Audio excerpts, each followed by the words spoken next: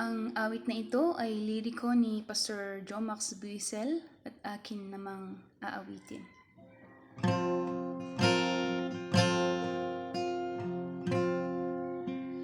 Dakang iwanan ang mahal sa buhay, pati sariling pangarap ay tuluyang kinalimutan. Kalungkutan at kasiyahan magkahalong nararamdaman, dahil sa paglisay upang tawag ng Diyos ay tugunan. Hirap at pagod tiniis sa paglilingkod, at halos walang tulog sa iyong pagsunod.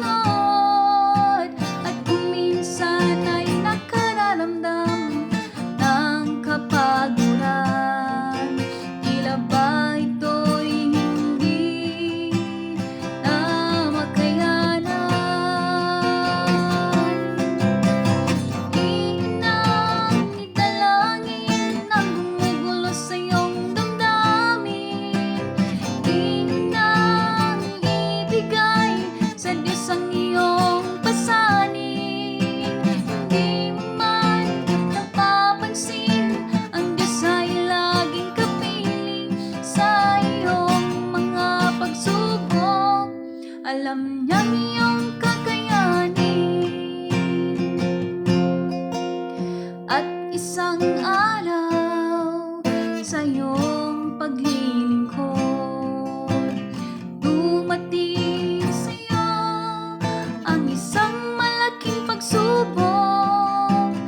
Tila ba ikaw ay walang karamay, sa sobrang kalungkutan ikaw ay napaluhod. Di mo ba alam na siya'y lagi nakatanaw? Mga sakripisyo mo't pagod ay kanyang alam. Lahat ng mga ito'y gantimpalang nakalaan, kaya't huwag sukuan at sa kanya'y kumapit lang. Inang dalangin ang gumugulo sa iyong damdamin.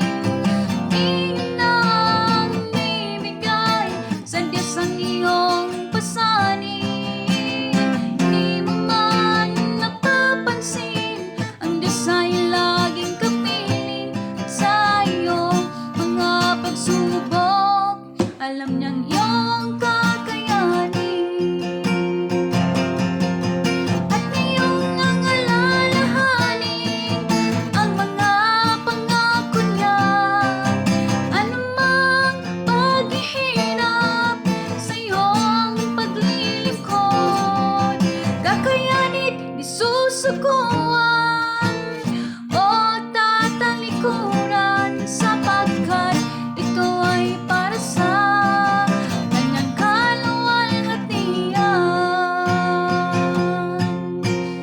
Iyon ang idalangin ang gumugulo sa iyong damdamin.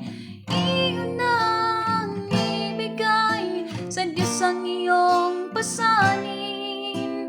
Di mo man napapansin, ang Diyos ay laging kapiling sa iyong mga pagsubok.